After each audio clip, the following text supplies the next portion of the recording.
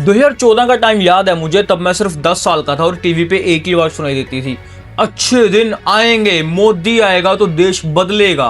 अच्छे दिन मैं छोटा था पर फिर भी एक अंदर एक्साइटमेंट थी कि हाँ कुछ बड़ा होने वाला है, इंडिया फाइनली ऊपर उठने वाला है। और नेचुरली मैं भी चाहता था कि मोदी जी हमारे देश के प्रधानमंत्री बने। I genuinely believe that he will change everything. 24 घंटे बिजली हर घर में पहुंचाई जा सकती है, सामान्य व्यक्ति के जीवन में बदलाव लाया जा सकता है। आज के इस वीडियो में हम डिस्कस करने वाले हैं कि जो सीएम मोदी ने इतने बड़े वादे किए थे, उन वादों का क्या हुआ, क्या कितने हद तक वो वादे पूरे कर पाए वो, और जो सीएम मोदी ने अपनी छवि बनाई थी जिसके लिए हम जनता ने उनको इतने ज्यादा वोट्स देके 3 बार तक प्रधानमंत्री बनाया, क्या वो उन वादों पर निभा पाए हैं या फिर नहीं निभा पाए। अब तो 1 साल से महंगाई के विषय पर बोलना ही बंद कर दिया और उन्होंने वादा किया था 100 दिन में महंगाई कम करेंगे।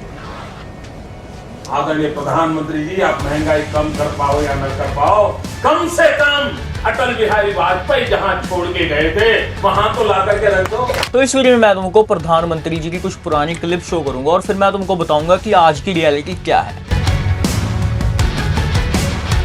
ये ऐसे नहीं होता मित्रों, मैं शासन में बैठा हूं, मुझे मालूम है इस प्रकार से रुपया इतनी तेजी से गिर नहीं सकता। अरे नेपाल का रुपया नहीं गिरता है, बांग्लादेश की करेंसी नहीं गिरती है, पाकिस्तान की करेंसी नहीं गिरती, श्रीलंका की करेंसी नहीं गिरती, क्या कारण है हिंदुस्तान का रुपया पतला होता जा रहा है। तो इस वीडियो में मोदी जी बोल रहे हैं बांग्लादेश का नहीं गिरता है, नेपाल का नहीं गिरता है, भूटान का नहीं गिरता है, श्रीलंका का नहीं गिरता और सिर्फ हमारा इंडियन रुपया ही क्यों गिर रहा है। तो मैं तुमको आज की रियलिटी बता देता हूँ कि आज क्या हो रहा है। बांग्लादेश का टाका 57% गिर चुका है, नेपाल का रुपया 44% गिर चुका है कंपेयर टू 2014 या 2025, एंड भूटान का 42% गिर चुका है। अब क्वेश्चन राइज होता है कि हमारा कितना गिरा भाई, इनका तो बता दिया तुमने। हमारा रुपीज कंपेयर टू 2014 टू 2025 56% गिर चुका है, यानी कि इन सब देशों से ज्यादा हमारा रुपया गिर चुका है। तो ये फालतू के भाषणबाजी दे के रुपया गिरता है ऊपर नीचे नहीं होता, इसके लिए पॉलिसीज बनानी पड़ती हैं।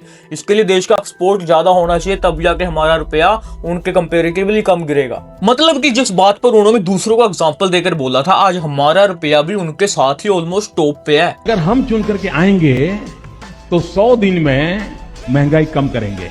कहा था ना। डीजल का क्या हुआ, पेट्रोल का क्या हुआ मित्रों, गैस हो, पेट्रोल हो, डीजल हो, हर प्रकार से महंगाई बढ़ रही है कि नहीं बढ़ रही है। जब 2014 में मोदी जी अपनी स्पीचेस देते थे, उनका सबसे बड़ा मुद्दा रहता था कि पेट्रोल और डीजल के दाम कम करेंगे, क्योंकि रैलीज में जाके एक ही बात सुनाई देती थी, महंगाई कम करेंगे, पेट्रोल सस्ता करेंगे, डीजल को आम आदमी के बजट में लाएंगे। बट आज 2025 में 10-11 साल बाद क्या हुआ मैं तुमको बताता हूँ। 2014 में पेट्रोल के दाम था 70 के आसपास और डीजल था 55 और 60 के आसपास, और उस टाइम जो क्रूड ऑयल जिससे ये दोनों बनते हैं वो मिलता था $110 पर बैरल। और आज की क्या बात है कि आज पेट्रोल का दाम है 105 से लेके 110 और डीजल का दाम है 92 से 100, और क्रूड ऑयल पता कितने में मिल रहा है आज के टाइम पे, सिर्फ $70 और $80 के पर बैरल के हिसाब से। यानी कि क्रूड ऑयल तो सस्ता हो गया, बट इन्होंने अपनी एक्साइज ड्यूटीज टैक्सेस इतने ज्यादा बढ़ा दिए कि पेट्रोल और डीजल के दाम ये कम कर ही नहीं पा रहे। 2014 में सरकार का जो टोटल टैक्स रेवेन्यू था उसमें पेट्रोल और डीजल का जो टैक्स के परसेंटेज थी वो थी 5.4%, बट आज के टाइम पे जो सरकार टैक्स वसूल करती है उसमें से 18.4% पेट्रोल और डीजल बेच के आता है। यानी कि इन्होंने टैक्स इतना ज्यादा बढ़ा दिया कि इसका 20% तक टैक्स सिर्फ पेट्रोल और डीजल बेच के आ रहा है। और ये फिर लेकर आए E20 का नया झमेला भाई, वो भी क्या ही झमेला पाया भाई नितिन गडकरी साहब ने, तुम सबको पता ही है।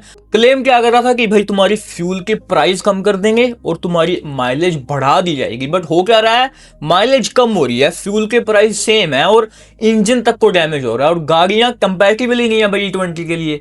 और जो गाड़ी कंपैटिबल है वो इतनी महंगी है कि एक आम आदमी अफोर्ड कर ही नहीं सकता। मतलब इन्वायरमेंट सेव करने के नाम पर तुम्हारा खर्चा ही और बढ़ाया जा रहा है। E20 का मतलब सिंपल है, आप ज्यादा पेट्रोल दोगे और गाड़ी कम मिलेगी। E20 का सबसे ज्यादा फायदा किसको हो रहा है, यूजर को तो नहीं हो रहा, ऑयल कंपनीज को हो रहा है और टैक्स कलेक्शन करने वालों को हो रहा है, और नितिन गडकरी के 2 बेटे हैं उनको हो रहा है। ये जो आतंकवादी है, ये नक्सलवादी है, उनके पास शस्त्र और बारूद कहां से आता है? 2014 में मोदी जी कहते थे जो आतंकवादी हैं, नक्सलवादी हैं, इनके पास शस्त्र और बारूद कहां से आता है, इनको फंडिंग कहां से होती है, और हमारी एक बार मजबूत सरकार बना दो, आतंकवाद का तो नामो निशान मिटा देंगे। लेकिन आज 2025 में डेटा कुछ और ही कह रहा है।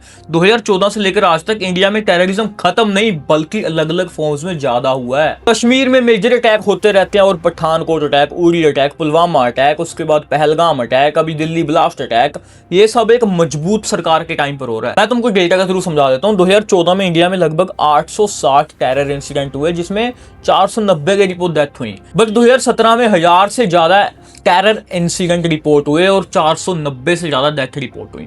आतंकवाद का नामो निशान मिटाना तो दूर दूर की बात है, यहाँ तो टूरिस्ट वैलीज, बॉर्डर पोस्ट पे, कॉन्वॉय रूट्स पे हर जगह तक ब्लास्ट हो रहे हैं भाई। प्रोमिस है जीरो टेररिज्म और रियलिटी है जीरो फुलफिलमेंट। यहाँ पे सवाल सिंपल सा है, जब आपने इतने बड़े बड़े वादे किए थे, उन सब वादों का क्या हुआ? आपने टेररिज्म को हटाने की बात हुई थी, बट अभी भी दिल्ली जैसे शहर में अटैक हो रहे हैं।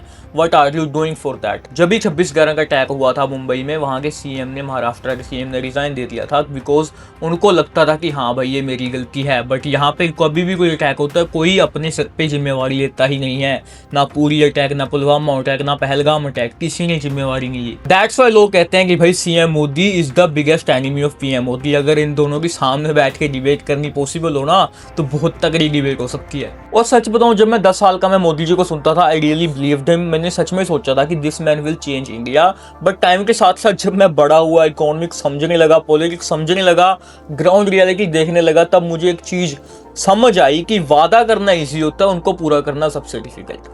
सीएम मोदी अपनी गुजरात मॉडल का एक वादा करते थे कि ऐसा हमारा पूरा देश होगा, but he is not able to fulfil that. आज देश में लोग दो कैटेगरीज में बांट दिए गए हैं। जहाँ तो वो लोग हैं जो कहते हैं कि Modi is the best, no matter what, भाई मोदी बेस्ट है, चाहे कितनी महंगाई हो जाए, चाहे कितना कुछ हो जाए, हमेशा मोदी ही बेस्ट है। और दूसरी साइड कहती है कि मोदी ने किया ही क्या है। तो भाई ऐसी बात भी नहीं कर सकते कि मोदी हैज डन नथिंग भाई, बट ऐसा भी नहीं कर सकते कि मोदी ने सब कुछ चेंज ही कर दिया। बट अगर मैं बात करूं कि जिन बातों पे, जिन मुद्दों पे उन्होंने फाइट लड़ी थी 2014 में, उनमें से कुछ भी फुलफिलमेंट नहीं कर पाए हैं। डीजल पेट्रोल के प्राइस आसमान छू रहे हैं, टेररिज्म बिल्कुल खत्म नहीं हुआ है, लेटेस्ट ब्लास्ट हो रहे हैं, डॉलर का प्राइस जो बोला था वो बाकी कंट्री से ज़्यादा गिर चुका है। तो वो वादे तो वो पूरे नहीं कर पाए, बट इंफ्रास्ट्रक्चर अच्छा हुआ है, no doubt about it. Digital payments में हम इतने आगे बढ़ गए हैं, यूपीआई वगैरह आ चुका है, उसमें अच्छा हुआ है। बट ओवरऑल हमारी इमेज भी देखा जाए तो बाकी कंट्रीज के सामने इम्प्रूव हुई है, बट जो मेन मुद्दे थे उनको वो फुलफिलमेंट नहीं कर पाए। 2014 में मैं 10 साल का था और आज मैं बड़ा हो चुका हूँ, और एक बात समझ आ गई है, CM Modi was a dream भाई। वो एक सपना था कि अगर वो बंदा बन गया तो भाई देश बदल जाएगा। But PM Modi is a reality भाई, वो कुछ नहीं कर पाया, ये एक रियलिटी है। और रियलिटी हमेशा ड्रीम जैसी नहीं होती।